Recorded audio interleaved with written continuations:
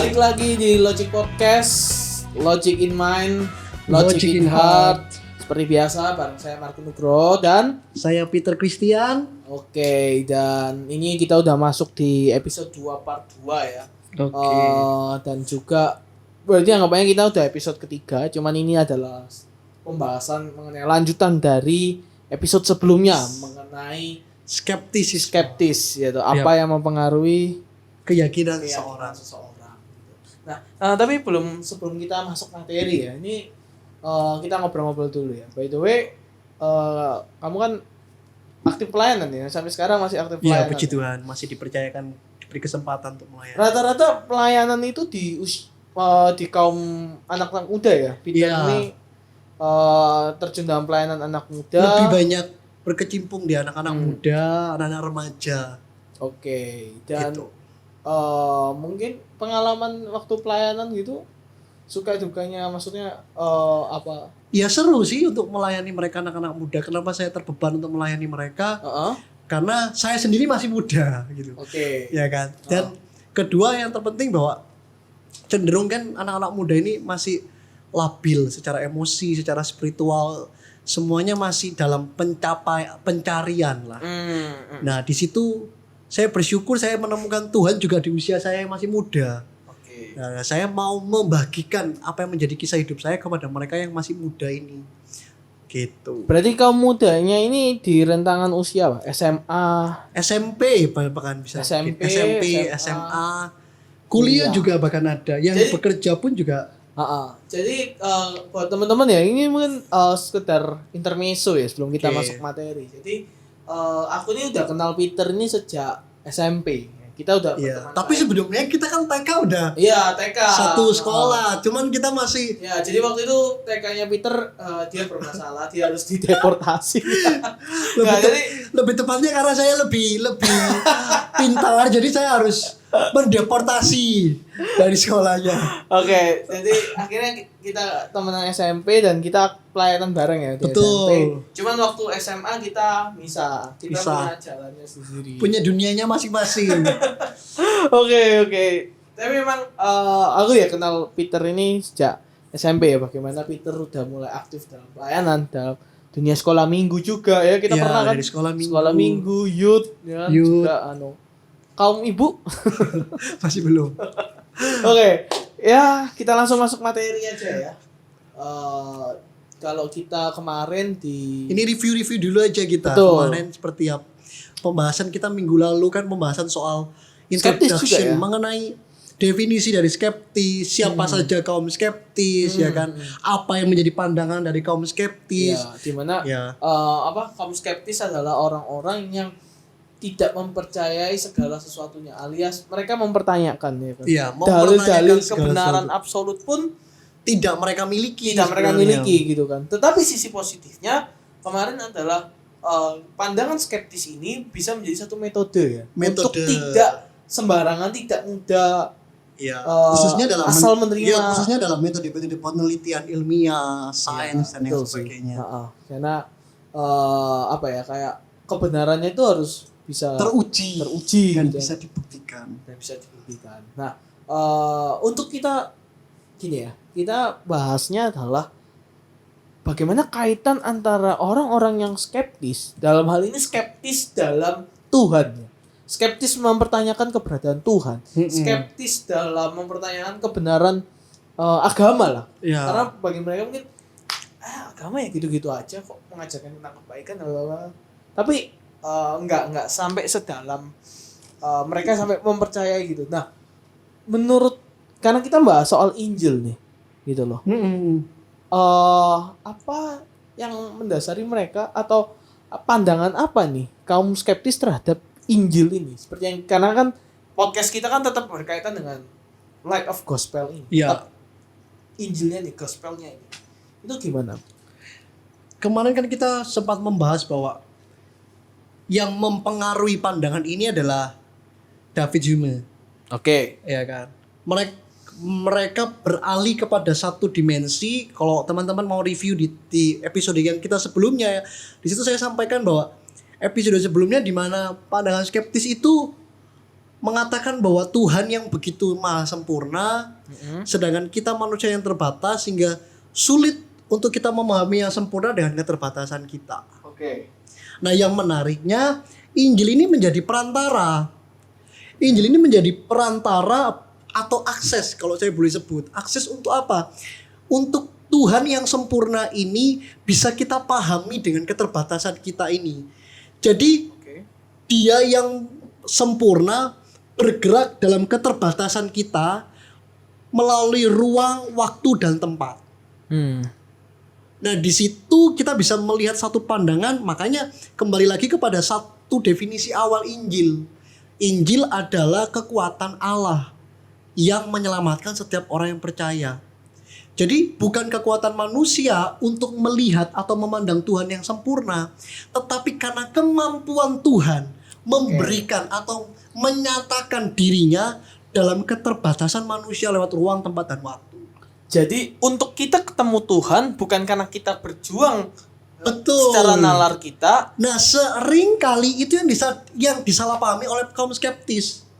Sehingga mereka berpikir agama itu penemuan atau pencarian akan Tuhan. Agama itu adalah Penemuan dan pencarian akan Tuhan. jadi mereka beragama karena mereka mencari Tuhan. Iya, jelas toh. Oke. Banyak orang beragama karena mereka mencari siapa Tuhan mereka. Oke. Tetapi yang membedakan Injil dengan pandangan skeptis ini, Injil menjadi satu representasi Tuhan. Oke. Bagaimana kita ini bisa melihat Tuhan dalam setiap wujud aspek kehidupan kita sehari-hari. Makanya kalau kita mau lihat di episode sebelum ini, teman-teman, bahwa fungsi Injil adalah memampukan kita mempercayai Tuhan seutuhnya. Fungsi Injil menjadikan kita ini melihat karya Tuhan dan kuasanya nyata yang bekerja. Nah, yang masalahnya kalau kita melihat bahwa kaum skeptis mencoba di awal tadi mereka menggagalkan tentang konsep agama, konsep ketuhanan. Mereka masuk kepada konsep Injil yang dimana Injil menjadi perantara kita, akses kita. Masuk mereka kepada satu konteks Injil di mana mereka membantah, bahkan mereka menyalahpahami tentang Injil hanyalah sebagai satu kitab biasa atau hanya sebagai novel sejarah. Gitu. Oke.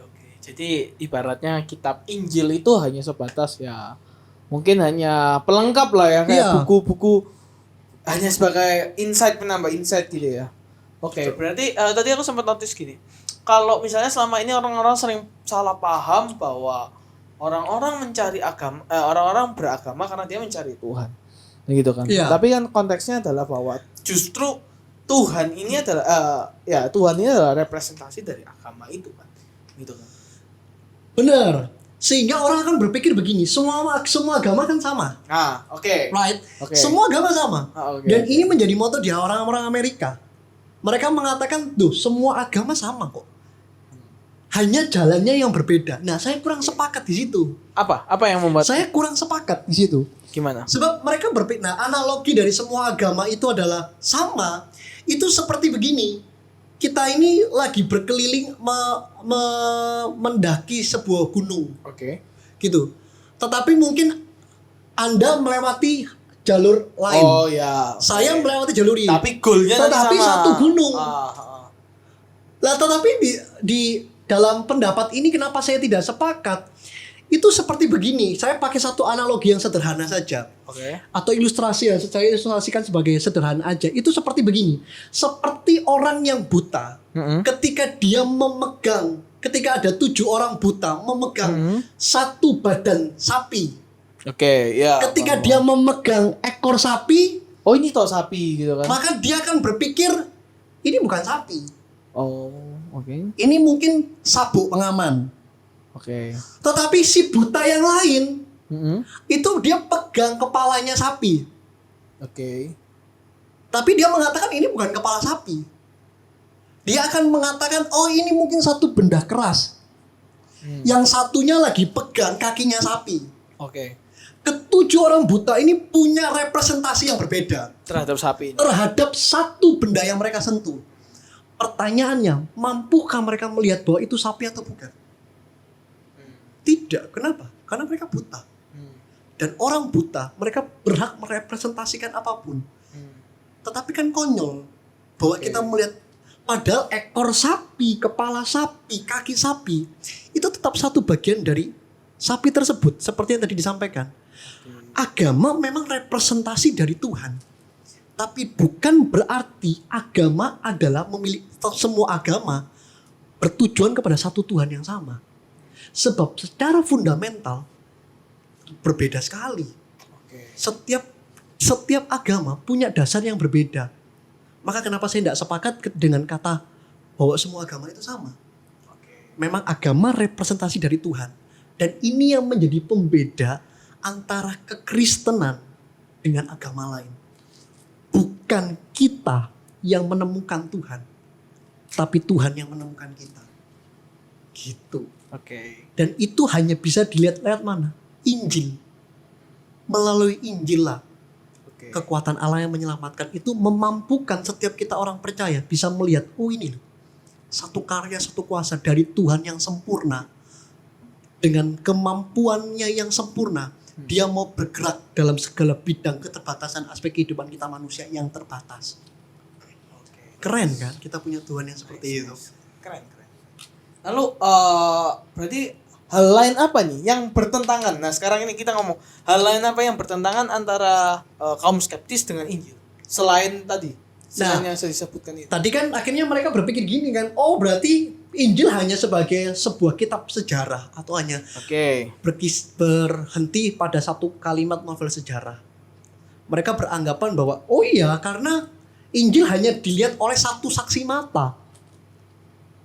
Nah ini kesalahpahaman yang dimiliki oleh kaum skeptis. Mereka mengatakan bahwa hanya satu saksi mata saja yang menulis Injil. Kata siapa? Ya kan? Ini kan lucu. Mereka tidak tahu Injil tapi mereka mengatakan bahwa loh itu cuma satu orang aja yang mengatakan.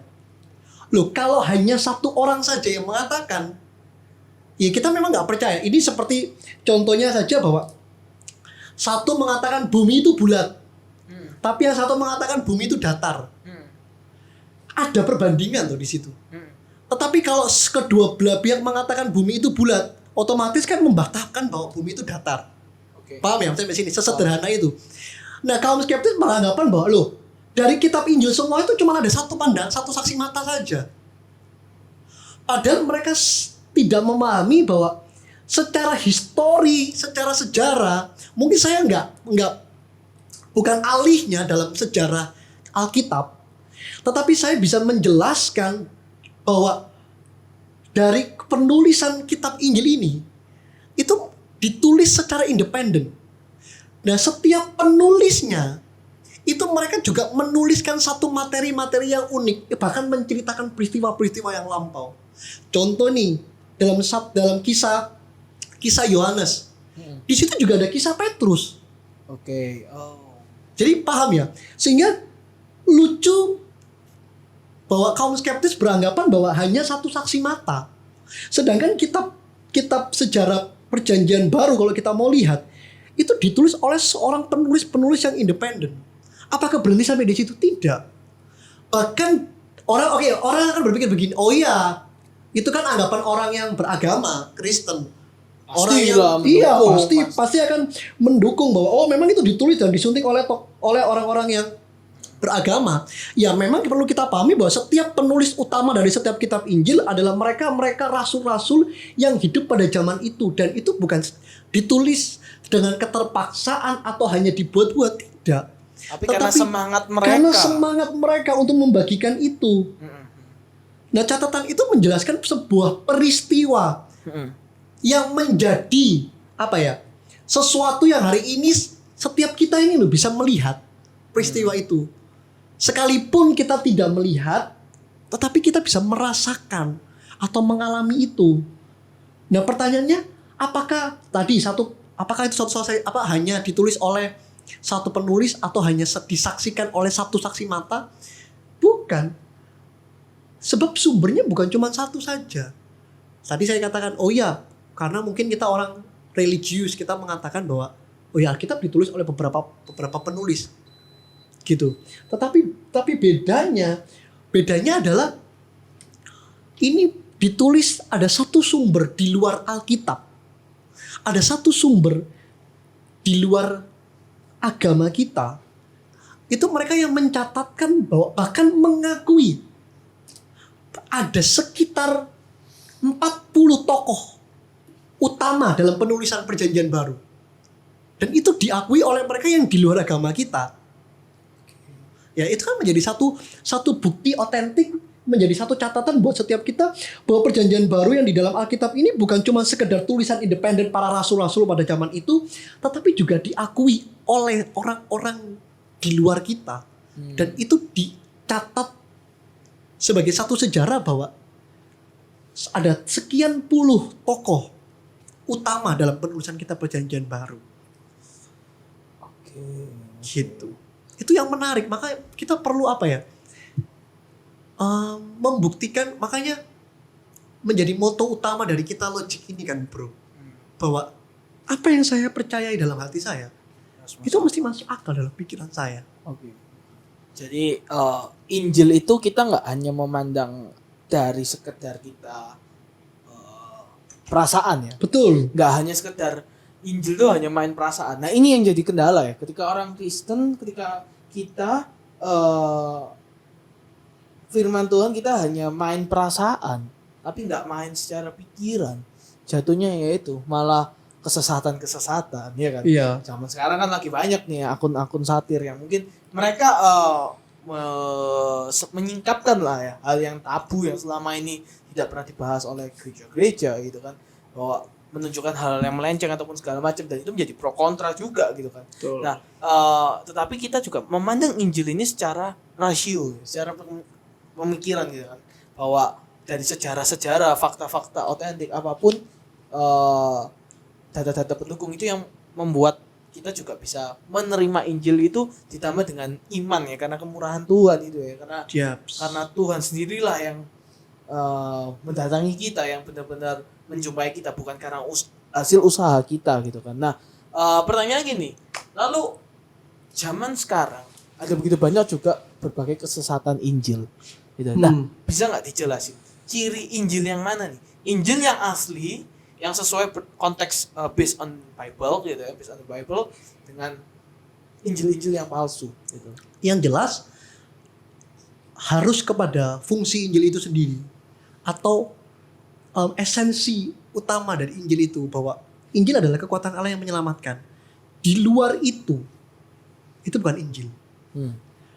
Sebab Paulus mengatakan juga bahwa sekalipun yang menyampaikan Injil itu, ini Paulus yang bilang, itu di dalam Galatia pasal yang keempat, ketika bahkan seorang malaikat pun menyampaikan Injil yang berbeda itu dari kamu, jangan kamu percaya. Sebab Injil adalah satu kebenaran dari Allah untuk membenarkan manusia yang berdosa. Sehingga melalui kebenaran itu setiap kita yang berdosa ini dimerdekakan. Galatia 4, Galatia 5. Di mana waktu itu orang-orang Galatia, di sana mereka merasakan resah. Kenapa? Ada musuh dari Paulus yang mencoba menyelewengkan ajaran Paulus ini. Sehingga Paulus mulai tampil di situ menyatakan bahwa apa yang membedakan satu Injil palsu dan Injil yang sejati. Perbedaannya itu tadi, bahwa Injil sejati adalah Injil yang dimana di dalamnya adalah satu kebenaran yang absolut, yang dapat memperdekakan. Karena apa? Di situ dikatakan bahwa ketika di situ ada kebenaran, maka kebenaran itu yang akan memerdekakan. Sehingga apa tadi itu? Kita nggak dilema, kita nggak bingung lagi. Oh, ini palsu atau sesat. Sehingga kita bisa tahu, back to the Bible, kita tahu ini Injil yang palsu mana, Injil yang asli ini mana. Gitu. Dan aku juga teringat sih, Paulus kan juga pernah bilang, ujilah dirimu dan juga ajaran. Dan ajaranmu. Jadi Paulus tidak mengatakan bahwa oh saya lebih baik, tidak. Sekalipun kita hamba Tuhan, sekalipun kita hamba Tuhan.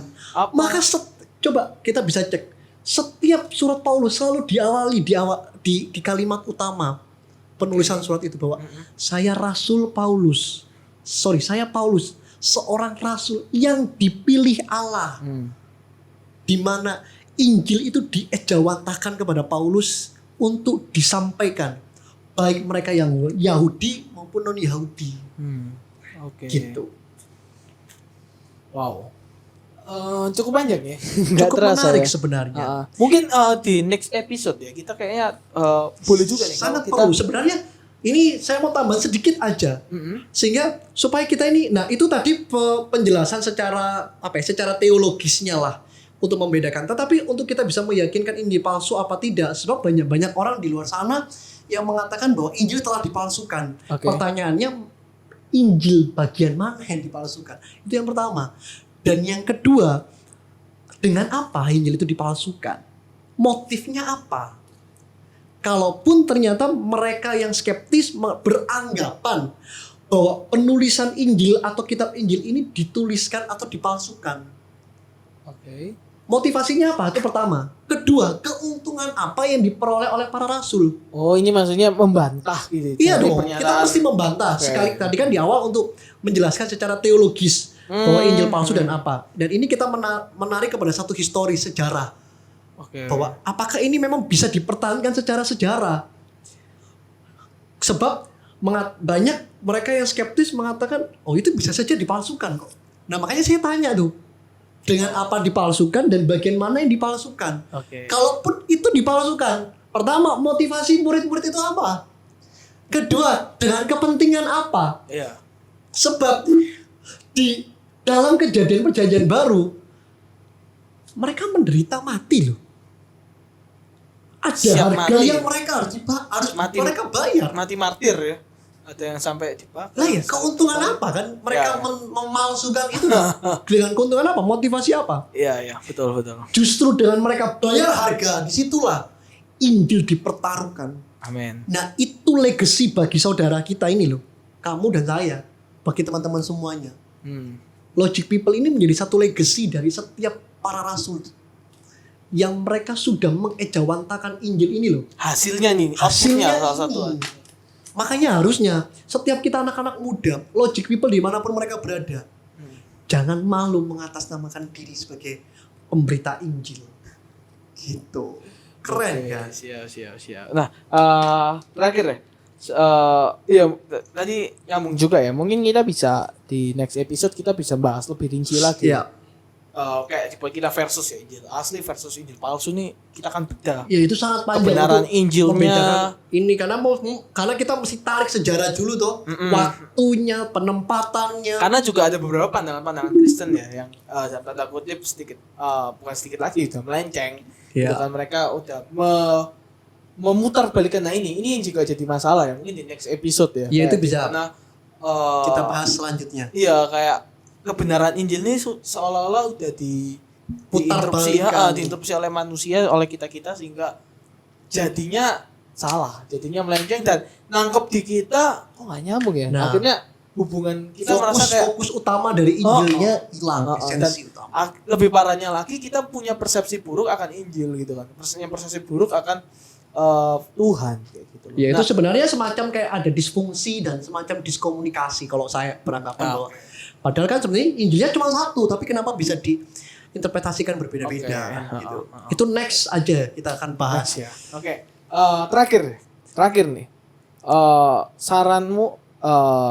Saranmu bagaimana untuk teman-teman mungkin Logic People sekalian yang lagi dengerin di rumah, di jalan atau dimanapun, atau yang lagi nonton YouTube dimanapun Anda berada, yang mungkin saat ini itu teman-teman sekarang adalah bagian dari kaum skeptis ini, atau sederhananya adalah mungkin teman-teman Logic People sekalian punya teman kerabat yang juga skeptis. Lalu apa yang bisa kita sampaikan terhadap pandangan Injil ini? Ya, melalui podcast kita ini sebenarnya itu memberikan satu harapan baru, satu pikiran yang baru, supaya apa? Supaya setiap Logic People ini loh, setiap pendengar Logic Podcast ini mereka bisa menangkap dan itu menumbuhkan satu iman. Sebab begini, kamu boleh nggak percaya secara emosionalmu, tetapi intelektualmu kamu mesti jalan berpikir.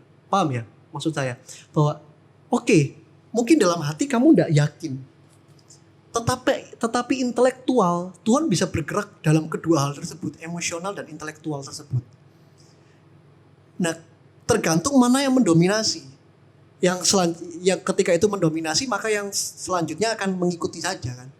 Maka dengan adanya logik ini, penyampaian ini menjadi harapan bagi mereka yang skeptis untuk mereka berpikir ulang kembali bahwa apakah mereka cukup memiliki iman untuk menjadi seorang skeptis, atau memang dibutuhkan sebuah iman yang besar untuk mempercayai sebuah Injil.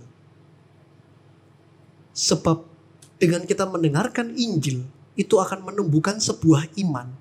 Karena dari iman itu ada satu akses yang disebut grace atau kasih karunia. Nah, akses itu kita terima bukan karena kita merasa hebat, tidak. Tetapi karena dari awal iman timbul dari pendengaran, pendengaran akan firman atau akan Injil tersebut. Maka itu akan menumbuhkan iman. Ketika kita memiliki iman di dalam Yesus Kristus Tuhan, maka saya percaya itu menjadi akses untuk kita kepada kasih karunia demi kasih karunia. Amin, amin. Jadi kita bisa simpulkan bahwa lewat Injil ini sendiri ya, Iya. maka itu menjadi membuka iman kita, cakrawala iman kita, dan kita seutuhnya punya percaya, menaruh Iya. pengharapan pada Tuhan, dan disitulah kasih karunia itu dibalut oleh kasih Dinyatakan. karunia. Jadi saya berdoa buat mereka, sekalipun kamu tidak punya kekuatan untuk mempercayai, tetapi kasih karunia itu yang memampukan setiap kita untuk bisa mempercayai Tuhan. Amin. Sebagai konklusi kita pada pertemuan ini, saya ingat seorang Albert Einstein mengatakan bahwa sains tanpa agama itu lumpuh. Tapi agama tanpa sains is blind, buta. Jadi mesti ada keseimbangan. Orang berpikir kalau kita membahas tentang sains berarti anti agama. Terus kalau kita bicara soal agama pasti anti sains. Padahal antara emosional, antara intelektual itu bergerak menjadi satu. Dan itu yang saya sebut sebagai satu nurani. Ketika Tuhan menyentuh nurani seorang, maka intelektual dan emosionalnya akan bergerak menjadi satu, serupa dengan Kristus.